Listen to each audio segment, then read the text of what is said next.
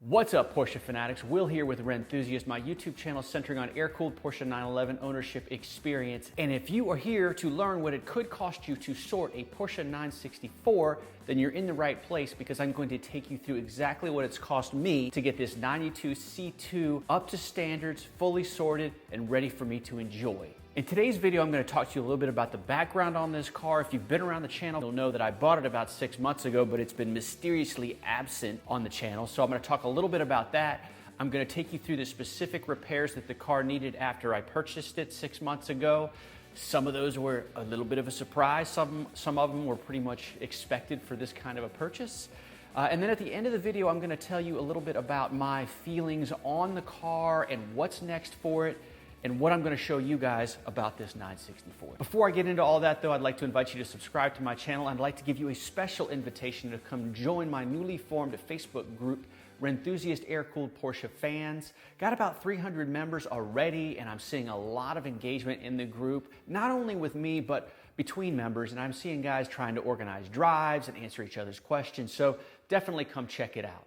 Okay, I am now officially ready to bring this 964 back to the channel in a very, very meaningful way. I introduced it about 6 months ago when I bought the car. I did a couple videos on the issues I was facing, and then I kind of had to set the car aside for practical reasons, meaning that it was on a lift in my mechanic shop, kind of out of commission, and also, to be completely transparent with you, for some psychological reasons. I was experiencing some real kind of negative feelings about everything that had gone on relative to the car needing some repairs. So, during this period of time, I've had a lot of you guys asking, hey, what's going on with the 964? And, when are you going to do some content on it? So I appreciate your all's being persistent about that. I am there. I'm ready to do it. Let me give you a little bit of background on the car, just in case you're new to the channel, and I'll tell you a little bit about the things that have gone down with it. Before I get into anything around that, though, I want to say to you that I love this car. Now that I've gotten the thing kind of sorted and roadworthy, I've had the opportunity to spend some time in it and around it. And these 964s really are just so special. They're hard to find. There weren't that many made, especially in a spec like this one. And now that I've kind of gotten through all of the repairs and the labor pains that go into acquiring an air-cooled Porsche, which if you own one, you know what I'm talking about, I really am smitten with this car. So I just wanted to share that with you so you don't think this is me grinding my axe yet again about the car. I love it, but I'm going to share with you in this video what it's taken to get it here. So it's a 92 C2 manual coupe in Amazon green, metallic, light gray interior. It truly is a stunning color combination. When I had the idea to get a 964, what came to my mind was something with a really light interior. My friend has a cobalt blue with linen, I think it is, and it's just, ever since I've seen that car, absolutely stunning, and I wanted the same thing. So when this car became available, I really was just thrilled. This car has 73,000 miles on it. There are 2 previous owners, clean Carfax. So that's the spec, that's the info on the car. If you have any questions, definitely let me know in the comments. Be happy to answer those for you. I'll talk to you a little bit about my purchase experience. I bought the car about 6 months ago. I bought it out of California and I had it shipped out east. I was able to acquire the car pre-market. So the deal is this, I bought it through a consignor who I became aware was gonna have the car even before he put it up for sale on his website. And I'm sorry if this is a little bit confusing, but basically a friend of mine let me know he was going to have it. I reached out to the consignor. I was able to secure the car even before it went up for sale publicly. I was able to get a PPI done on it and basically decided to put together a deal on the car and decided to buy the car.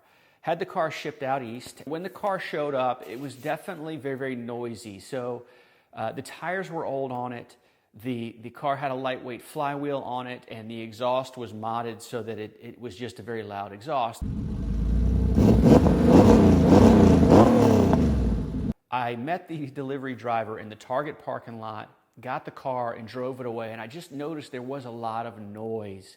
There was specifically a scraping sound coming out of the rear section of the car, and at first I was just kind of chalking it up, saying, hey, maybe this is tire noise, maybe this is some exhaust noise. I mean, I was just really hoping and praying that it wasn't anything serious. So regardless, when I got the car, I was very, very happy. I was a little bit concerned, but if you've ever bought an air-cooled Porsche, and I've owned 2 others outside of this 964, you know that when you buy one of these cars, it's gonna need something. And so I was just kind of thinking, okay, well, I'm ready to put a few $1,000s into the car, and it's not gonna be a problem, and that's gonna be what it is. So very, very soon after I bought the car, I took it to my air-cooled mechanic, Charles. I said, look, man, go through this car, put it up on your lift, get it figured out. I mean, here are a couple things that are going on with it in my mind. Really, this noise, I need you to get to the bottom of that. And so dropped the car off with Charles. He had it for a few days. And now I'm going to take you through the list of things, and I'm going to tell you exactly what it cost me to get this stuff done. The first thing that we noticed in the paperwork on the car, which, by the way, I have a folder about this thick on the maintenance history, there was no record of a valve adjustment, so I wanted that done. The brakes were pulsing under hard stops, and so I figured the rotors needed to be done, so I had him do a brake job. He found that the rear trailing arm bushings were shot. They needed to be replaced, so I elected to do that. I had him do an oil change because, for me, it's always best practice. I just want fresh oil in one of these cars when I first buy it. There was shifter slop. The shifter felt very loose, and it hit the surround when I would go side to side, so I had him replace bushings and some other parts in there. Throttle cable needed adjustment and some tightening there. And then, of course, I had him investigate that sound, and he determined that it was coming out of the transmission. I said, look, let's drain the fluid. Let's see what we can see. Just let's do it. And so he drained the fluid, and I will not forget this. I was on a road trip with my family. I got a text from Charles, and in the text was simply, hey, I drained the transmission fluid and I found this. And he showed me a picture of the magnetic drain plug just covered in shavings. And I'm thinking, oh my God, worst case scenario. This is not what I wanted to have happen. At that point in time, I had 0 experience with a transmission rebuild, and it just felt like a big horror story. So after much back and forth and some internet sleuthing and some conversations with other 964 owners, I elected to have him just replace the fluid, and I decided to drive the car further to investigate and see what was going on, so I'll get to that in a minute. Back to the cost. This initial service, the valve adjustment, and all that good stuff I just shared with you, the total for that was $4,048. So that's how much it cost. I also, the car needed new tires. The date codes on the tires that the car came with, it was old. I can't remember off the top of my head what they were, but basically I spent another $912 on tires. So far, let's say I'm into the car maybe another $5,000 than I spent on the purchase price. So there's that. I picked the car up, and of course the noise was still present in the transmission, and I just thought, hey man, maybe it's the lightweight flywheel. I'm just gonna drive through it. Maybe the shavings were there because the car had never had, a transmission fluid drain. I'm thinking at that point, I'm just, I'm grasping at straws, just hoping that I'm not gonna have to dig into the transmission. So drove the car for another 500 miles, hoping and praying that everything was gonna be fine. Took the car back to Charles. I had him drain the fluid one more time, and the shavings were even worse than the first time that we drained the fluid. So at that point in time, we knew, look, we're gonna have to drop the transmission and find somebody to open it up and see what's going on. Now, Charles does a lot of things, but he refuses to open up transmissions. And by the way, I love mechanics who, stay with what they know, and they'll tell you what they don't know. That's very, very important. I think from a trust standpoint, is when an air-cooled mechanic will just say, look, man, I don't do that, and you're going to need to find somebody to help you there. So long story short, we decided to drop the transmission. I initially identified a shop down in Atlanta, Georgia that claimed to be good with G50 transmissions, and I literally had the box packaged up, ready to ship, ready to get picked up one day, and I had a viewer, thank you, Prince, reach out to me and ask me who I was planning on using. I let him know. He said, I don't know that you want to use that shop. And he sent me some information that very quickly told me that I did not need to ship my gearbox out to that shop. So thanks again, Prince. And I was able to find another shop in Charleston, South Carolina through another viewer, thank you, Wes, that I ended up using. It's a shop called Autometrics. Very, very good experience with them. Ended up shipping the gearbox down to him. I'll get into that cost in a moment, but I want to go back to Charles and what I decided to do while the gearbox was out of the car. I said, Charles, look, we're going to have this car out of commission in your shop. Why don't we drop the motor, have you go through it, have you deal with everything that is either going on with it that's small or that could go wrong, because why not? And here's what we decided to do. I had him deal with any seals and gaskets that were either leaking or that would begin to leak over time. I had him replace spark plugs. I also had him source and ultimately install a dual mass flywheel and all the other required clutch parts.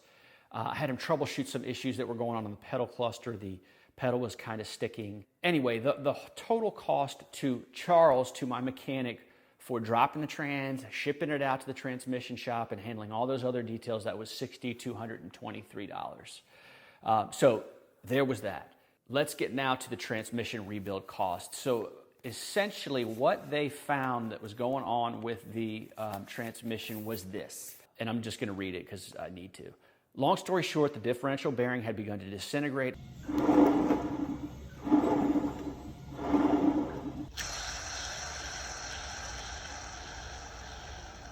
Allowing shavings to circulate. I ended up having to replace the first 4 gears, as well as a lot of other odds and ends that I quite frankly can't really understand what they are because I'm not a mechanic myself. One cool thing that I did get out of it is this car has a factory limited slip in it. I was able to have them rebuild and upgrade the LSD, giving it a tighter lockup, which as I drive the car, I can actually feel that, especially when I'm hammering it like in first gear. But anyway, the total cost for the transmission rebuild was $7,313. So I think this is just very important if you're looking to get it into one of these cars, you know, whether it's a 964 or another classic Porsche 911, you just need to be prepared for these kinds of surprises. My 3.2 has had no real problems since I bought it. My 993 had a fair number of problems on the front end. I've not had as many problems with those as I have with this 964. It's just the luck of the draw. You need to be prepared to understand that getting these cars where they need to be is really a labor of love. And as an aside, I would strongly recommend do not spend your entire budget on purchasing the car. You need to spend the money to buy the car that you're comfortable with while leaving some money aside to deal with something like this.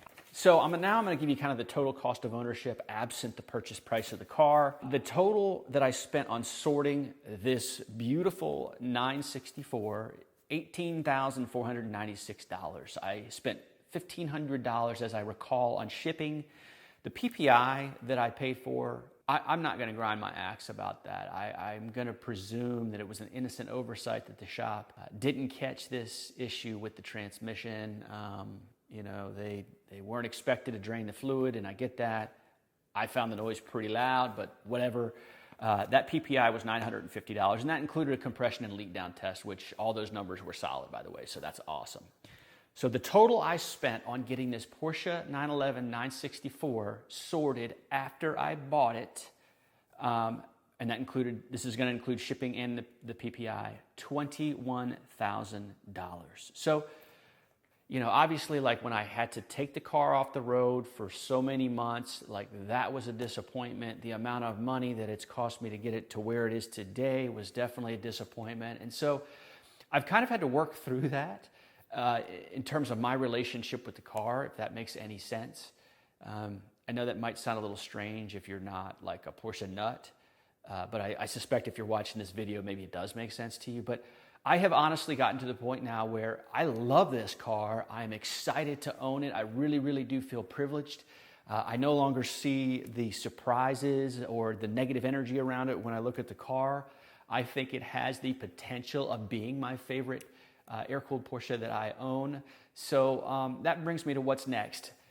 I am happy to tell you guys that it is time to feature this car, this 964, prominently on the channel. So, you know, I'm going to be doing some comparison videos of this car against the 993, against my 86 3.2, and the purpose of those videos will really be to give you guys a sense and a feel for the differences and similarities between these cars. I mean, that's a lot of the reason that I bought the 964 to begin with. I mean, I'm an air-cooled fanatic through and through, but I also really wanted to use it as an opportunity for content and videos. So I think we're there, guys. That's the good news, and I think that's the bright light. So if you are looking to buy one of these cars, the moral of this story is just be prepared for surprises. I think that the main punchline is, though, even if you get surprised, you will ultimately get over it because they are just that good.